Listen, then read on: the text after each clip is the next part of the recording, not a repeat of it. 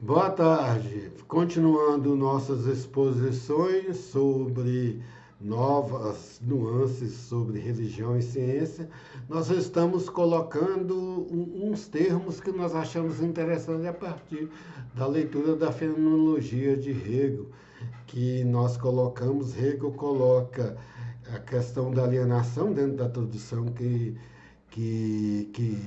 feita pelo padre Henrique de Lima Vaz, né?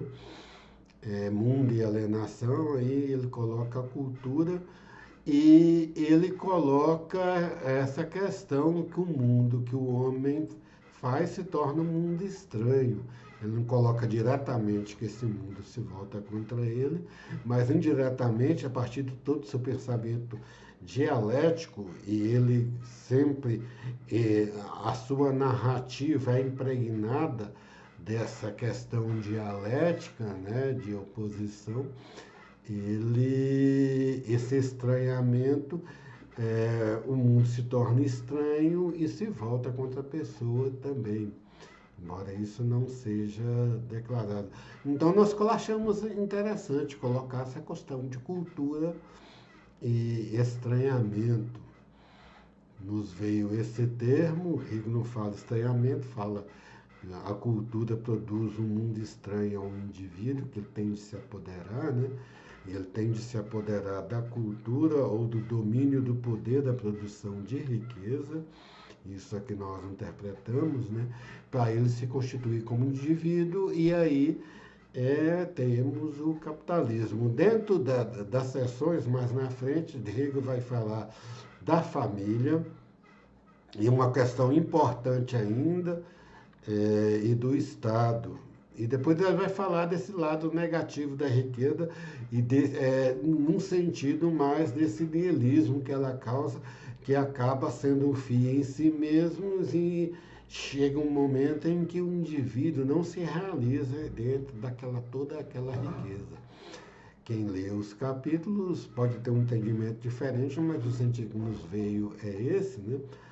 E o que nos fez voltar ao início do capítulo, em que Hegel fala da religião, principalmente na questão da fé, dentro daquilo que nós falamos, né? Que de início o homem se depara com o mundo, e uma maneira dele explicar e entender o mundo é a partir da fé. No início do capítulo, o mundo alienado, né? A cultura e o mundo alienado, ele fala isso, né? E depois vai desenvolvendo essa produção material da cultura em si. Aí, nesse desenvolvimento, ele vai fazer uma análise cósmica, é, com um preâmbulo para chamar o que eles chamam o mundo, o mundo, o cosmo ético, né? Que é o primeiro ponto principal é a família. Mas ele chama atenção e mostra esse dilema, né, da cultura e do homem que tem, para produzir cultura, ele tem de dominar a natureza. A natureza, aqui na fenomenologia, no início, quando ele fala dessa questão do cosmo, a natureza é vista como a questão dos instintos humanos, mas depois ele faz uma análise dentro das clássicas divisões cosmológicas antigas, né, da terra, fogo, ar e água. Ele faz, que nos faz remeter essa harmonia, mas é uma harmonia dentro da filosofia de Hegel, que tem engendrada de si essa questão da dialética e da suprassunção dessa dialética do homem e da natureza, que é algo interessante. E dentro dessa suprassunção se adquire essa harmonia. Para nós fazemos uma questão inversa para ver de novo, regredindo, né, que é preciso ter uma fé que essa suprassunção vai acontecer e que o homem vai retornar essa harmonia com a natureza e com o cosmos, né? E isso é importante para um pensamento religioso, para todo pensamento, que é busca certa harmonia do homem com o todo, com o cosmos. A religião budista tem essa perspectiva, né? De uma harmonia que existe, né? Que existe e que você tem de estar integrado a ele, não necessariamente divina essa harmonia, mas algo que existe. A igreja cristã tem uma coisa que vai se realizar, e Hegel ainda fala isso porque Hegel fala que dentro da harmonia tem essa dialética, né? Ele não fala isso diretamente, mas ainda fazendo um pensamento regressivo para a introdução da fenomenologia. Ele fala que o absoluto se realizará no final, e dentro da sua perspectiva e da análise de sua obra como um todo, vemos que a perspectiva da parousia cristã é essa solução final, mas aqui, dentro da dialética, o homem tem de procurar retomar essa harmonia. É, é, Pontualmente, nas próximas reuniões, nós vamos procurar ler trechos da obra, né, como nós sempre fazemos, mas é isso que nos faz, e que nos vem, muitas vezes, uma questão religiosa até individual, naqueles vídeos de relaxamento, tudo, né? Que mostram o cosmos, mostram a natureza e uma música relaxante numa frequência que conduz ao relaxamento e à melhora das atividades neuronais, né? Segundo se divulgam, e muitas vezes, pessoalmente, nós temos, né, a, a, a experiência que esses vídeos, e com essa, pelo menos a nossa perspectiva, como nós vemos, é essa, né?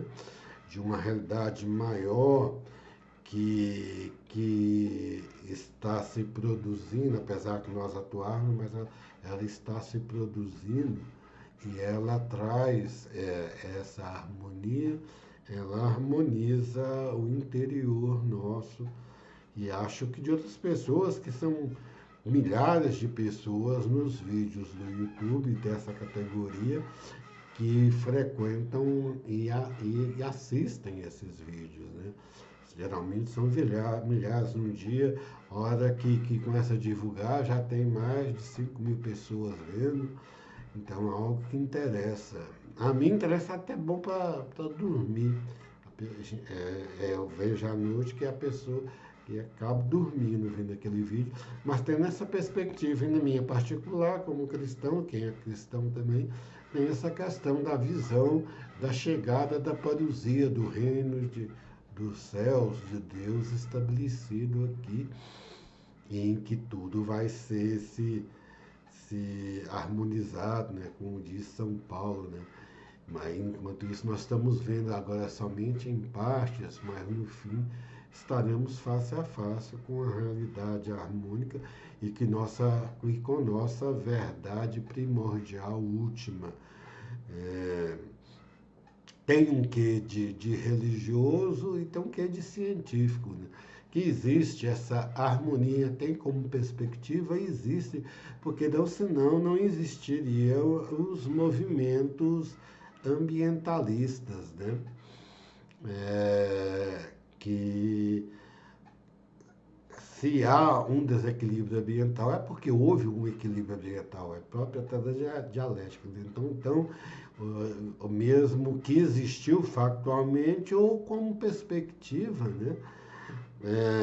Para as políticas ambientalistas, da busca dessa ordem e dessa harmonia entre o homem, a natureza e o cosmos.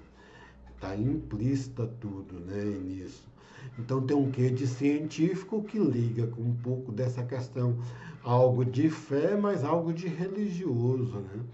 Porque as religiões, com suas estruturas litúrgicas, né, elas em último grau, elas atraem as pessoas que fornecem alguma forma de equilíbrio e de harmonia do indivíduo. Talvez não com todos. E quem não tem assim, a pessoa humana, ela tem uma fé primordial em adquirir e tem um prazer em ter em ver essa harmonia, né? A mediana das pessoas, mesmo que não seja religiosa, tem essa perspectiva. Então, esse é o ponto principal para uma rediscussão, né, da questão da religião e da ciência, como nós já vimos anteriormente, né? E mesmo numa questão escatológica, como nós vimos, né, como uma forma de crença que pode ser superada, e se não fosse, quem crê depois dos últimos tempos, finalmente vai ser estabelecida. Isso já é uma fé mais forte, né, e que depende de um processo religioso. Boa tarde a todos.